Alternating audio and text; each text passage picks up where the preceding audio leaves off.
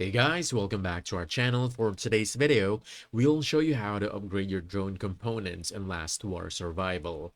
Upgrading your drone components is all about unlocking the drone center, and this is where everything related to drone happens. You'll get access to it once you reach around stage 38 in the campaign, which is around this area. Now, once the drone center is open, which is this one, you've got two main ways to upgrade.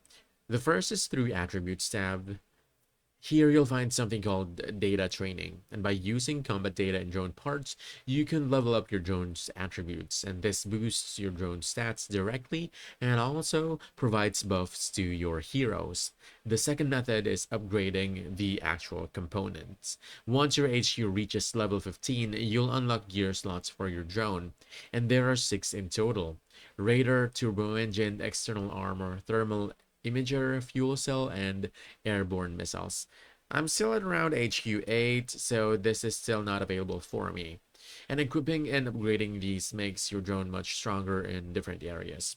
Later on, there's also an extra system called Skill Chips, which unlocks around day 85 of the server, and this adds 4 specialized slots that boosts things like attack, defense, and other attributes for both your drone and certain hero types. You can get skill chips from chests, events, or alliance and camping stores. So in short, unlock the drone center, use data training to raise attributes, upgrade your component gear slots, and once HQ 15 or issue 15 is reached, and eventually enhance everything further with skill chips. And that's it. That's the full progression for upgrading drone components in Last War. Thanks so much for watching. We hope this video helped you out. Like and subscribe to our channel for more helpful videos. Thanks.